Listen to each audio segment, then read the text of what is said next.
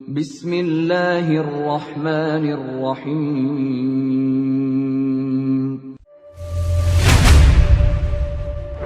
يا أيها الذين آمنوا ادخلوا في السلم كافة.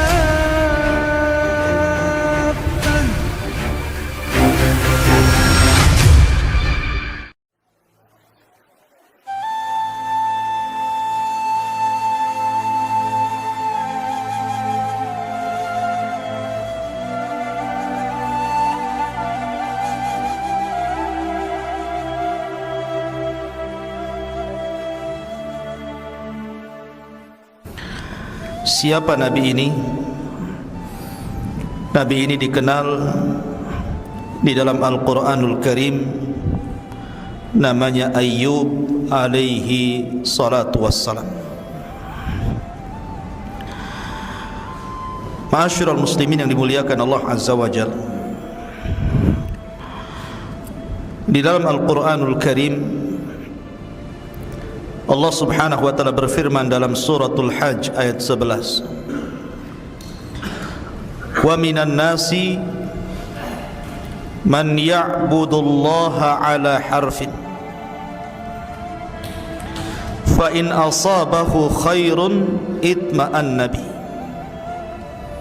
wa in asabathu fitnatun inqalaba ala wajhihi khasirat dunya wal akhirah dzalika huwal khusranul mubin.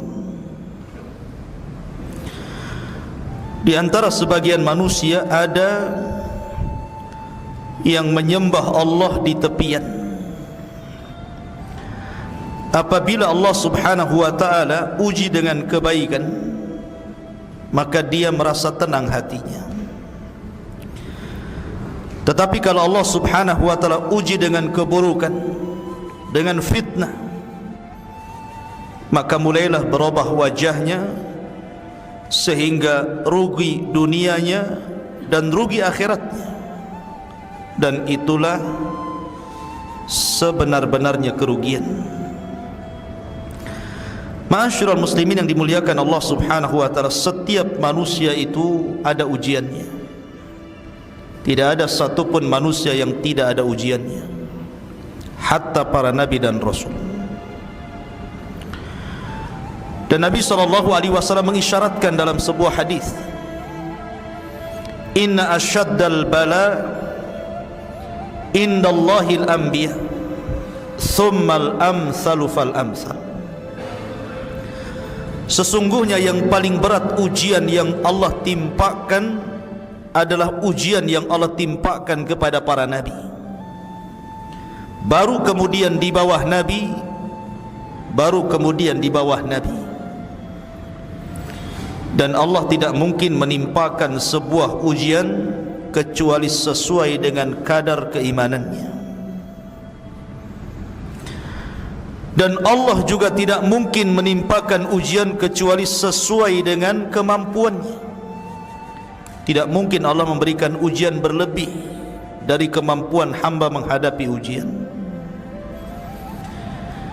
Ma'asyiral muslimin yang dimuliakan Allah Azza wa Jalla, salah satu nabi yang diberikan ujian oleh Allah yang sangat dahsyat adalah Nabi Allah Ayyub alaihi salatu wassalam. Siapa Ayyub? Dijelaskan oleh Imam Ibnu Ishaq, kana rajulan minar Rum. Nabi Ayyub adalah seorang laki-laki dari Romawi. Ada yang mengatakan sebagaimana dikisahkan oleh Al-Imam Ibnu Asakir,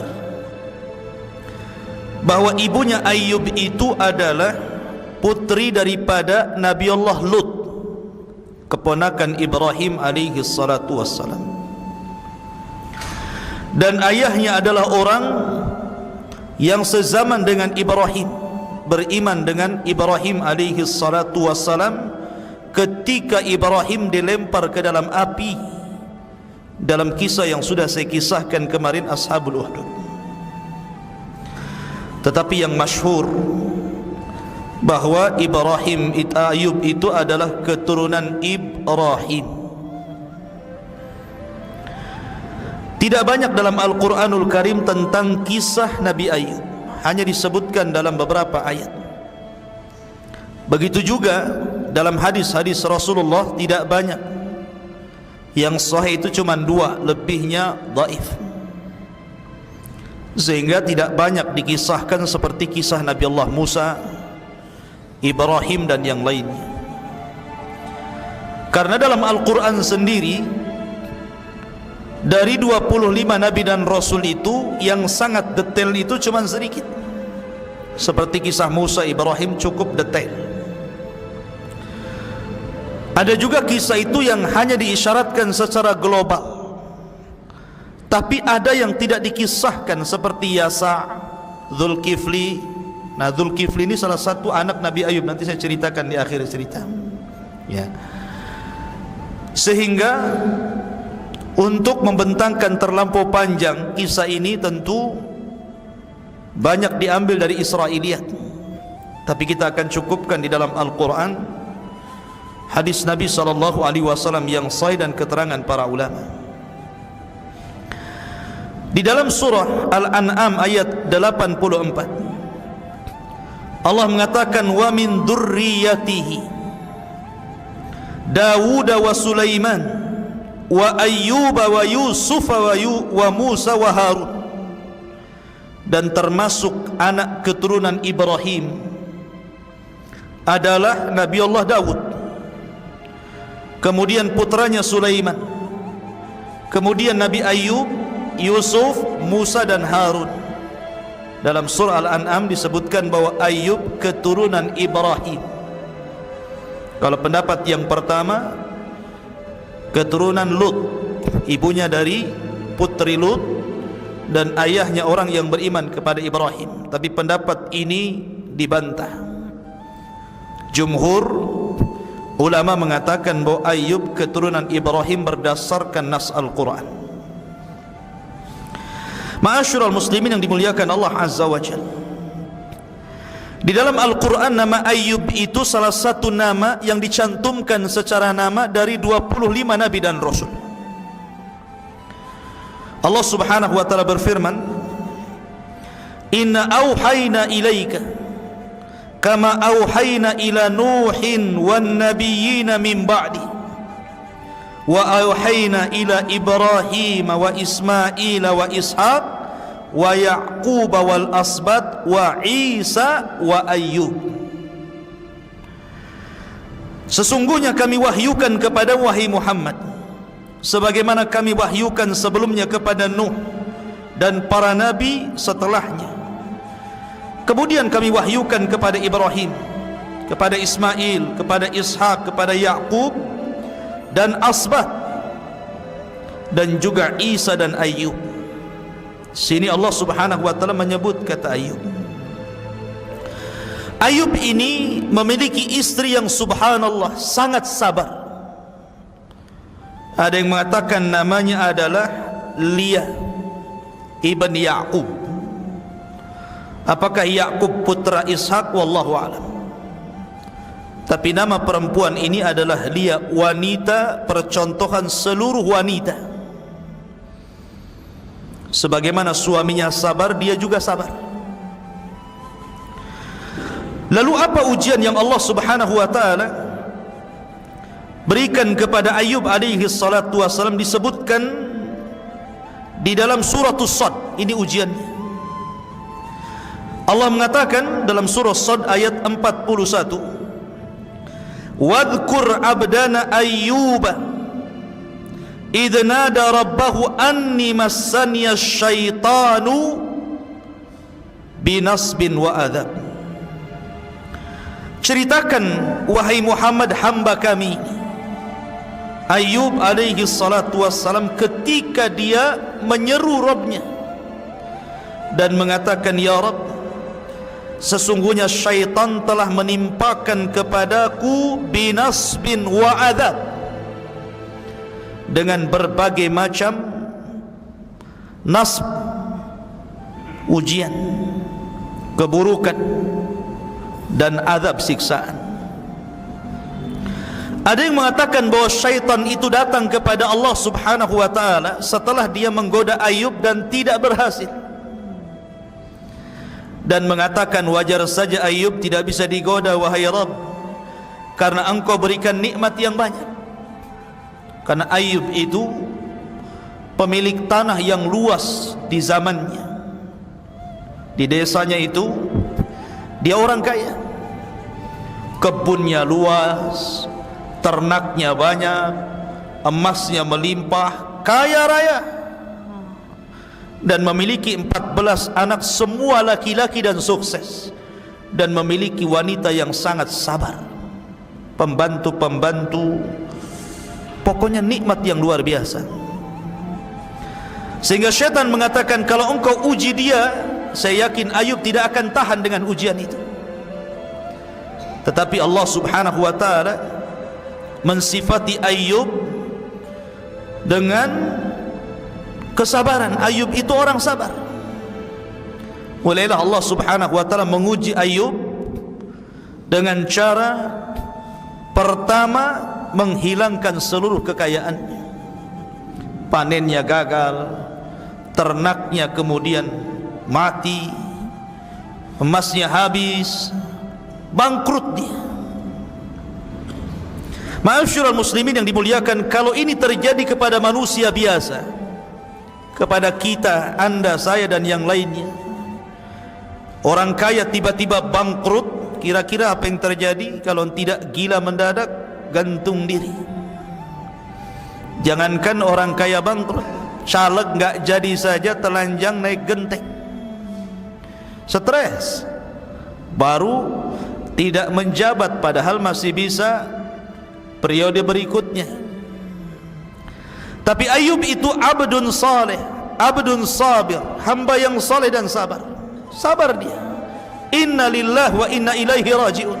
Semua toh milik Allah, kembali kepada Allah. Zuhud, kekayaannya bukan dalam hati, kekayaannya di tangan, sehingga kalau menghilangkan kekayaannya, hatinya tetap kepada Allah subhanahu wa ta'ala. Kemudian setelah itu Allah uji lagi.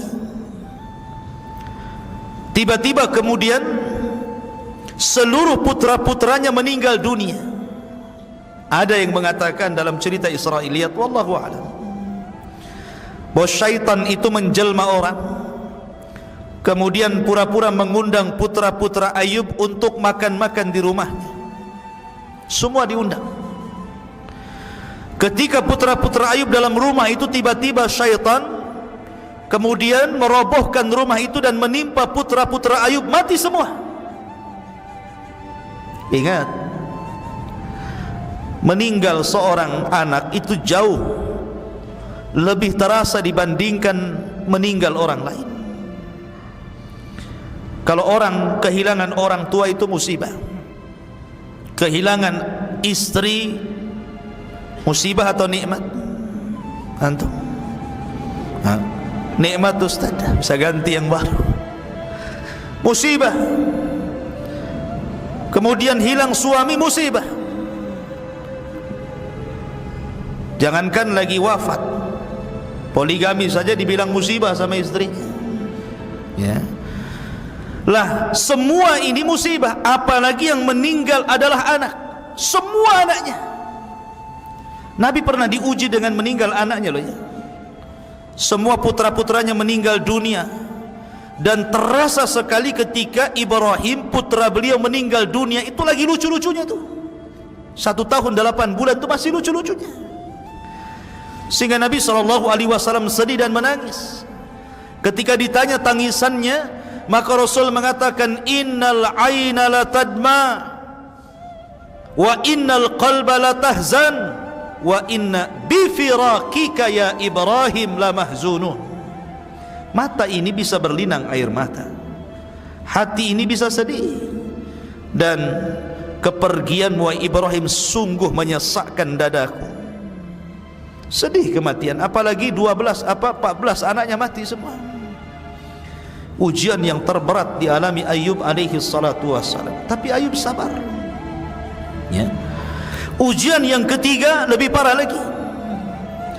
di mana Ayub alaihi salatu wassalam diberikan penyakit judah, penyakit kulit, yang dijelaskan oleh para ulama bagaimana jenis penyakitnya itu. Jadi Ayub alaihi salatu wassalam ketika ditimpa penyakit kulit itu sampai dagingnya itu terkelupas dari tulangnya. Jadi sedikit demi sedikit dagingnya itu terkelupas jatuh. Ada yang mengatakan benjolan penuh nanah dan darah, dan itu belum pernah terjadi pada zaman kaumnya. Subhanallah. 3 musibah ikhwatu fiddin. Siapa yang bisa tahan dengan 3 musibah ini? Orang kaya tiba-tiba bangkrut, meninggal seluruh putra-putra yang menjadikan kebanggaannya, karena Allah yang mengatakan bahwa al-malu wal banun zinatul hayatid dunya. Harta dan kekayaan, al-malu wal banun, harta dan anak-anak itu zinatul hayati dunya, perhiasan kehidupan dunia. Ini dua-duanya lenyap. Belum lagi diberikan ujian penyakit, bukan sehari 2 hari, setahun 2 tahun. Kata Ibnu Katsir, 18 sanah, 18 tahun lamanya diuji seperti itu. Belum dari 3 ujian ini, beruntun ujian-ujian yang lainnya. Sebab kalau orang kaya, manusia mendekat. Kalau orang miskin, manusia menjauh. Ya kan? Walaupun kalau kaya, orang kaya pun menjauh dari orang miskin, takut pinjam uangnya. Kalau kaya, banyak kawannya. Kalau sudah miskin, dijauhi. Kemudian diuji dengan putra-putranya yang meninggal dunia. Bisa putus asa karena merasa bahwa tidak ada lagi keturunan yang akan meneruskan kehidupannya. Betapa banyak orang yang tidak punya anak berobat ke sana kemari, jual sawah, habiskan ATM dan begitu seterusnya, hanya ingin punya anak. Tapi ketika Allah uji anak itu, Allah wafatkan, gimana tidak sedih? Belum lagi penyakit. Sehingga satu demi satu kemudian mereka pun meninggalkan Ayub, mulai dari teman-teman akrabnya, kawan-kawan baiknya, sampai kepada keluarganya, sehingga tidak ada yang tersisa kecuali hanya 3 orang yang setia untuk menemani Ayub. 1 istrinya dan 2 kawannya yang kadang datang berziarah, nengok kawannya Ayub. Yang lainnya hilang semuanya. Lihat ujian Allah subhanahu wa ta'ala. Yang 2 orang kawannya pun tiba-tiba ada syak dalam dadanya dan mengatakan, jangan-jangan Ayub saudara kita itu ditimpakan penyakit karena sebuah kutukan. Kawannya mengatakan, bagaimana kau bisa mengatakan seperti itu? Ya, kalau memang bukan kutukan, apa namanya? Ayub itu sudah sakit 18 tahun lamanya. 1 penyakit pun tidak ada tanda-tanda yang diangkat, makin memarah. Kalau bukan kutukan, apa namanya? Jangan-jangan Ayub itu melakukan dosa sehingga Allah subhanahu wa ta'ala adab dia seperti itu. Sampai akhirnya suudzon kepada Ayub. Ini 2 kawan yang baik itu, kalau yang lain sudah habislah. Sehingga kemudian istrinya pernah tidak tahan. Ayub alaihi salatu wassalam itu tidak pernah mengeluh. Dia hanya berzikir kepada Allah, setiap hari berzikir, memuja, memuji, terus mengingat Allah azza wa jalla. Dia tidak pernah berdoa, ya Allah kembalikan kesehatanku, ya Allah kembalikan putra-putraku, ya Allah kembalikan kekayaanmu. Tidak, Ayub tidak pernah mengatakan sedikit pun seolah-olah dia yataladzat, merasa menikmati ujian yang Allah subhanahu wa ta'ala timpakan kepada dia. Ada manusia seperti ini yang enggak ada tasakhud dia, yang ada tasakhud atau tasakhud itu yang ada murang-muring saja hatinya. Ya, memang begitu. Dulu pejabat, kemudian pensiun, sudah tua, masih merasa pejabat saja, bawaannya marah terus. Orang dianggap bawahannya, tetangga di bawah anggotanya, tetangga dianggapnya anggotanya, padahal udah sama tuh, kan gitu ya. Dulu merasa jadi polisi, jadi tentara, sudah pensiun merasa jadi polisi saja tuh. Kadang orang seperti itu ya. Jadi siapa yang tahan? Lihat, makanya saya katakan ini percontohan Ayub ini yang tidak dimiliki orang-orang. Makanya kalau ada orang yang berdoa, saya ingin sabar seperti saya sabar Ayub, tidak akan bisa. Anda tidak mungkin bisa sesabar Ayub, karena Ayub itu luar biasa istimewa di hadapan Allah kesabarannya. Nggak ada orang yang bisa sabar Ayub itu. Ma'asyiral muslimin, sampai istrinya mengatakan, ya Ayub, lau da'auta rabbaka fa innahu sayastajibu lak. Wahai Ayub suamiku, seandainya engkau berdoa kepada Allah subhanahu wa ta'ala, berdoalah agar Allah menyembuhkan penyakitmu. Minimalnya mintalah kesembuhan. Sudahlah yang lain itu bisa dicari, bisa diupayakan. Yang penting kau jangan sakit ya. Istrinya meminta kepada Ayub untuk berdoa kepada Allah, karena Ayub itu tidak mau berdoa meminta kesembuhan. Dia asik berzikir, memuja, memuji, terus mengingat Allah saja. Ayub mengingatkan nikmat kepada istrinya. Dia mengatakan kepada istrinya, wahai istriku, berapa lama kita diberikan nikmat oleh Allah, diberikan kekayaan, diberikan anak-anak, dihormati orang, dihargai, dipuji, berapa lama? Kata istrinya, samaniyata sana, 8 tahun wahai suamiku. Maka Ayub mengatakan, wahai istriku, kalau Allah subhanahu wa ta'ala telah memberikan kenikmatan kepada kita samaniyata sanatan wa ana fi sihhatin wa afiyah, diberikan kenikmatan 8 tahun dan saya dalam kondisi sehat dan diberikan afiyah, kenikmatan yang banyak, maka bagaimana mungkin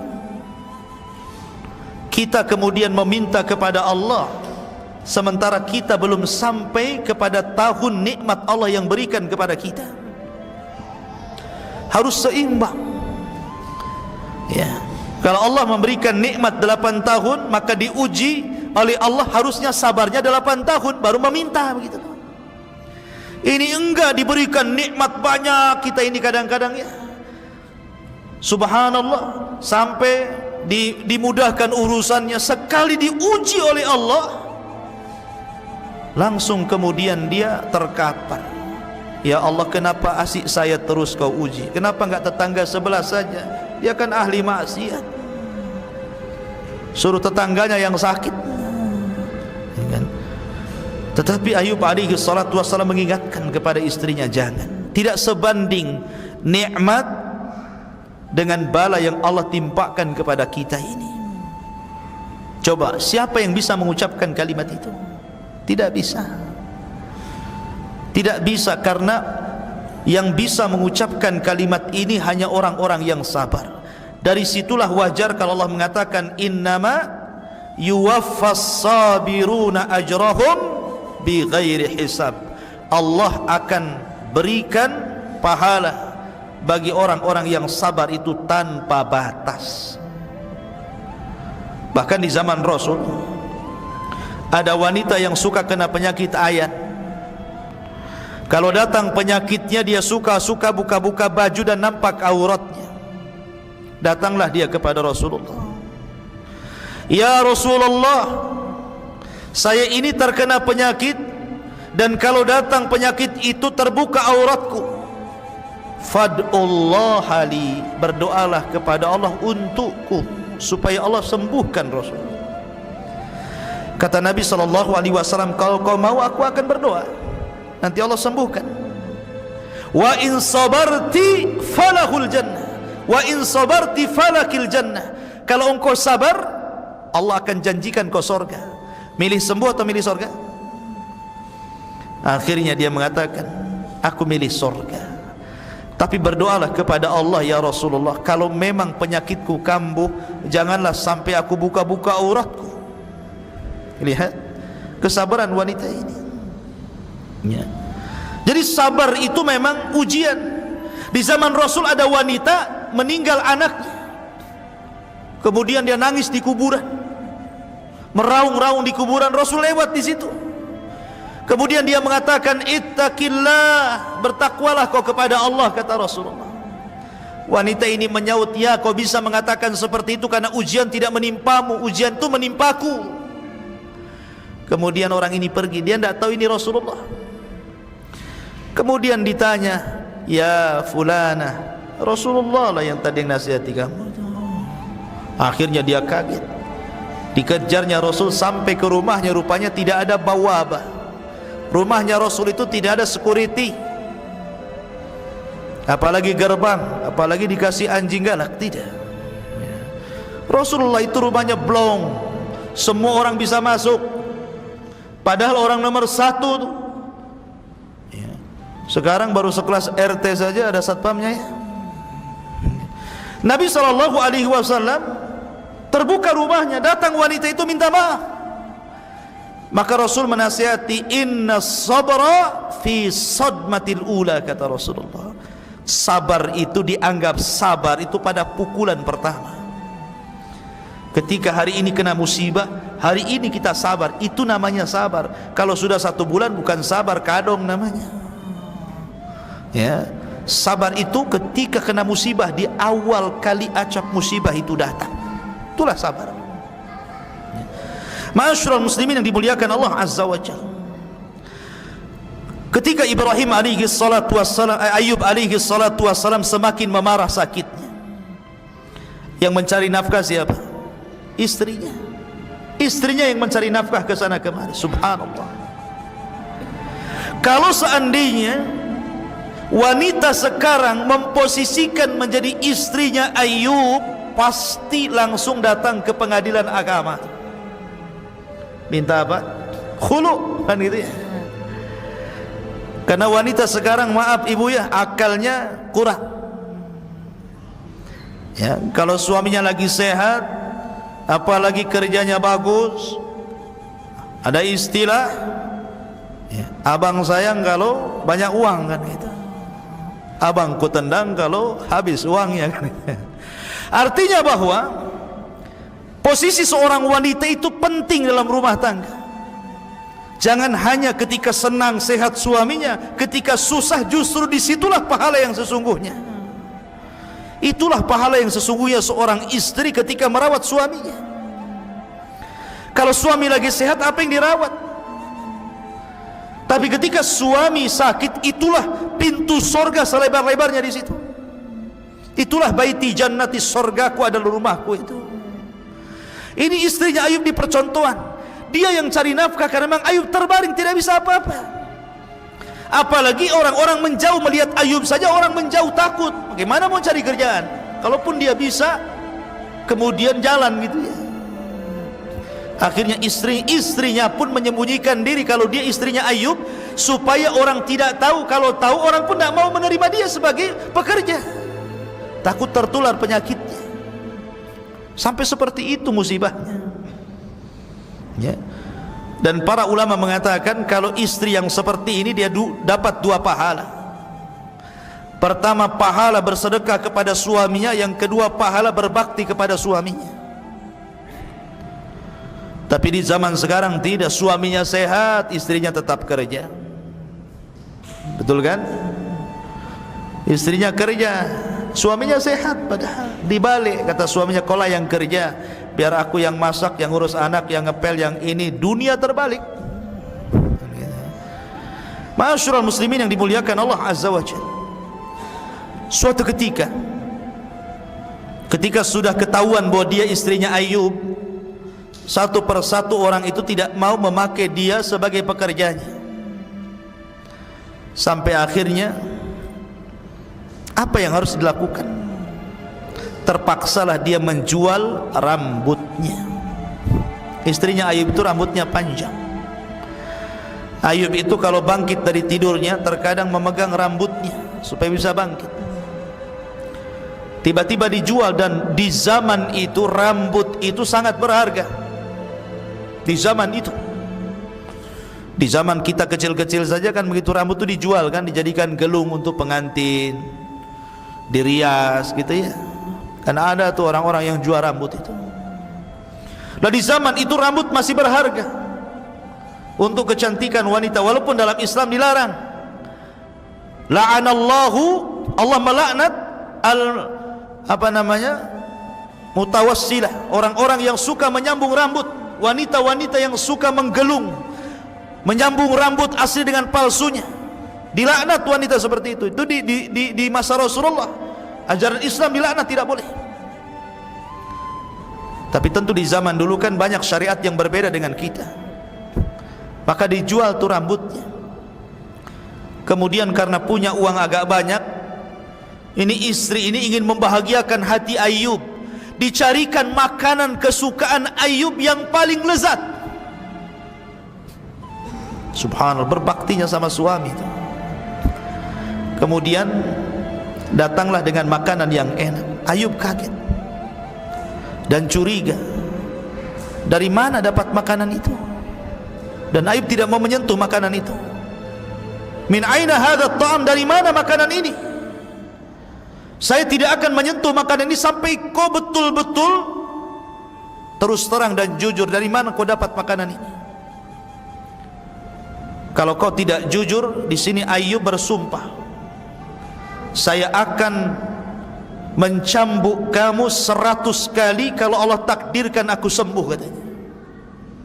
Dia bernadar kepada Allah Azza wa Jalla mau menyambuk istrinya 100 kali. Akhirnya kemudian istrinya ngaku, dia buka jilbabnya sambil menangis, kemudian diperlihatkan rambutnya yang dipotong dan dijual. Maka Ayyub pun kemudian semakin sedih. Sedemikian besarnya pengorbanan istrinya hanya untuk menemani suami tercintanya Ayyub alaihi salatu wassalam. Mudah-mudahan istri antum seperti ini ya. Jangan baru sakit sehari dah minta cerai ya. Ma'asyiral muslimin yang dimuliakan Allah Azza wa Jalla. Akhirnya kemudian Ayyub alaihi salatu wassalam mendengar perbincangan dua kawannya yang seolah-olah ada keraguan-raguan, jangan-jangan dia melakukan sebuah perbuatan yang dilarang oleh Allah Subhanahu wa taala, kemudian mendapatkan kutukan yang tidak diberikan kepada umat di zamannya. Dari sinilah Allah Subhanahu wa taala berfirman. Allah Subhanahu wa taala berfirman, wa ayyuba idh nada rabbahu anni massaniya dhurr wa anta arhamur rahimin. Dan ingatlah ketika Ayyub berdoa kepada Allah, kemudian mengatakan anni massaniya dhurr wa anta arhamur rahimin, sesungguhnya aku telah ditimpakan penyakit, ya Rabb hilangkanlah penyakitku, karena engkau zat yang maha penyayang dari seluruh makhluk-makhluk yang penyayang. Ayyub hanya minta satu, disembuhkan penyakitnya. Ayyub tidak minta dikembalikan hartanya, tidak mengatakan ya Allah rizkikan lagi rizki yang banyak kepadaku, ya Allah karuniakan anak-anak yang banyak lagi kepadaku. Tidak, Ayyub tidak itu. Ayyub hanya minta kesehatan. Ayyub hanya minta itu saja. Sebagaimana ayat yang tadi saya baca, wadhkur abdana Ayyub idh nada rabbahu anni massaniya syaitan bi nasbin wa adab. Dan ingatlah ketika Ayyub kemudian berdoa kepada Rabbnya, sesungguhnya syaitan telah menimpakan kepadaku dengan berbagai macam bencana dan siksa. Maka kemudian setelah 18 tahun lamanya, Ayyub hanya memuji Allah, berdoa, berzikir, mengingat Allah. Dia tidak minta kesembuhan, dia tetap sabar. Akhirnya dia berdoa kepada Allah setelah 18 tahun lamanya, minta kesembuhan. Maka Allah pun mengatakan fastajabna lahu fakashafna ma bihi min durrin. Maka kami ijabah doanya Ayyub dan kami pun angkat seluruh penyakitnya. Bagaimana caranya? Allah berfirman, uduk urkud birijlika hadha mughtasalun baridun syarabun. Ya Ayub, hentakkan kakimu, nanti akan muncul air dari bumi. Air itu dingin, gunakanlah untuk mandi dan minumlah dari air itu. Maka Ayub pun kemudian menghentakkan kakinya sesuai dengan perintah Allah, keluar air. Ketika itu istrinya, kebiasaan istrinya mengantar Ayub ke kamar mandi. Kalau sudah selesai, maka istrinya datang kemudian memapahnya lagi kembali ke tempat pembaringannya. Ketika itu istrinya lupa, sudah mengantar kemudian dia pergi, sehingga dia lupa. Harusnya ini sudah waktunya Ayub selesai dan diantar lagi. Rupanya Ayub diperintahkan Allah untuk menghentakkan kakinya, keluar air dari tanah. Kemudian Ayub pun mandi dari situ. Ketika dia mandi, seluruh penyakitnya hilang. Subhanallah, biiznillah, dengan izin Allah subhanahu wa ta'ala, penyakitnya hilang. Itu penyakit badan itu. Kemudian dia meminum air itu, maka seluruh penyakit dalamnya juga hilang. Penyakit dohirnya hilang, penyakit batinnya juga hilang. Subhanallah, kuasa Allah subhanahu wa ta'ala. Dan Allah subhanahu wa ta'ala memberikan kepada Ayub badan yang sangat-sangat tampan, dikembalikan sebagaimana ketika Allah belum memberikan ujian kepadanya. Balik lagi muda, balik lagi sehat, balik lagi kekar. Sehingga istrinya datang, lupa dia mau jemput suaminya. Rupanya dia berpapasan dengan anak muda dan mengatakan, rahimakallah, semoga Allah merahmati kamu. Tidakkah kau melihat suamiku Nabi Allah Al-Mubtala, seorang nabi yang Allah uji? Wallahi, demi Allah, aku tidak melihat dirimu kecuali kau persis dengan suamiku dulu di waktu muda. Subhanallah gitu. Katanya Ayub senyum saja Ayub ya. Dia mengatakan, fa ana Ayub, saya ini Ayub. Subhanallah, banyak dia Ayub. Di sini Allah subhanahu wa ta'ala mengatakan,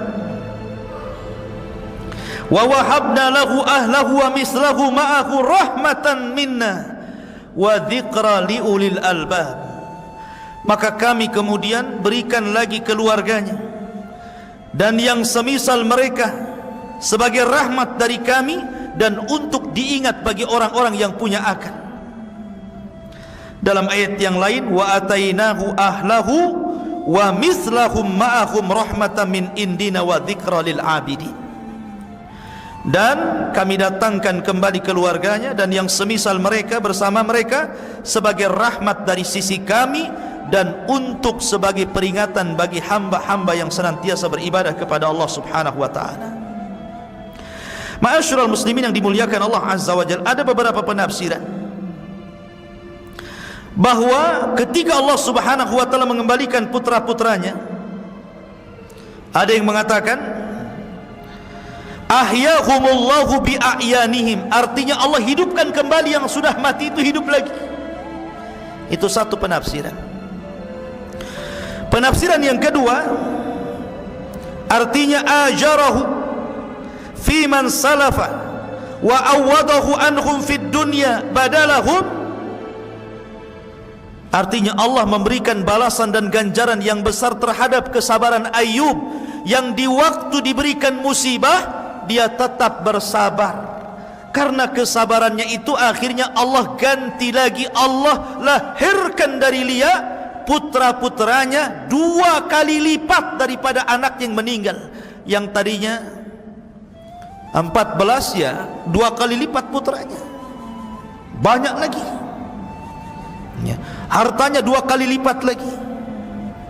Subhanallah, inilah kesabaran. Makanya kenapa Rasul mengatakan ajaban li amril mu'min, In asabathu sarra syakara fakanat khairan lahu, wa in asabathu dharra sabara fakanat khairan lahu, wa kana dzalika illa limu'min. Sungguh heran perkaranya seorang mukmin itu. Kalau ditimpa kebaikan, syukur dia. Kalau ditimpa musibah, sabar dia. Dan itu baik dua-duanya. Mau musibah, mau kenikmatan, baik bagi seorang mukmin itu. Karena terkadang ujian harta itu lebih berat dibandingkan ujian musibah. Kalau orang sakit paling tinggi terbaring, apalah gitu kan, dia sabar ya. Tapi kalau diberikan harta, semua fasilitas maksiat di genggamannya. Mau apa dia? Mau minum khamar, tinggal beli. Mukul orang, bayar preman. Bunuh orang, bayar tukang sihir. Apalagi ya kan? Ujian orang yang punya harta itu berbeda dengan ujian orang fakir, orang-orang yang miskin. Terkadang ujian harta itu lebih berat dibandingkan ujian kemiskinan. Makanya kenapa Syekhul Islam Muhammad bin Abdul Wahab dalam kitabnya Qawaidul Arba, di muqaddimah kitabnya dia mengatakan bahwa 3 kunci kebahagiaan itu 3. Apabila ditimpa musibah dia sabar, apabila diberikan nikmat dia syukur, apabila dia berbuat dosa dia segera istighfar. Itulah kunci kebahagiaan.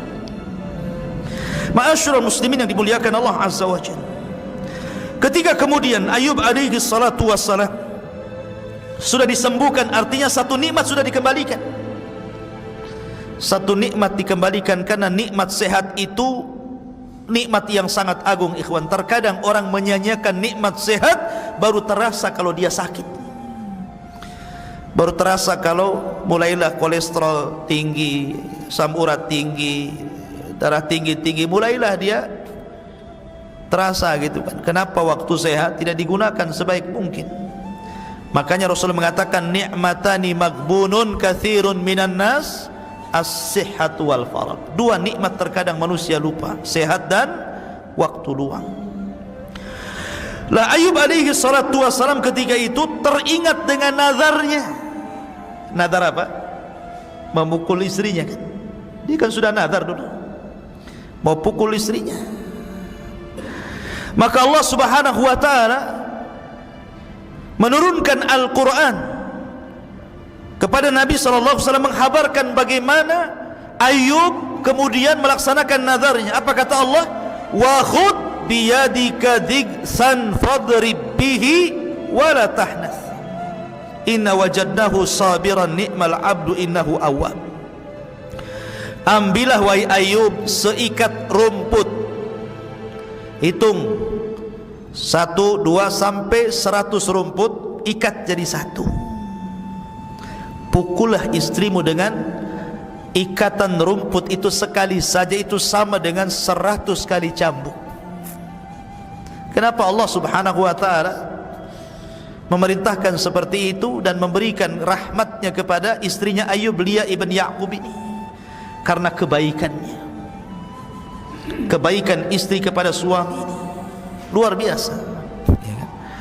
Makanya kemudian Allah mengatakan sudah, wala tahnas, kamu tidak boleh mengingkari nadarmu, sumpahmu harus tetap dilaksanakan. Lalu bagaimana caranya? Ambil 1 ikat rumput, hitung sampai 100, pukulkan 1 kali, itu sudah cukup.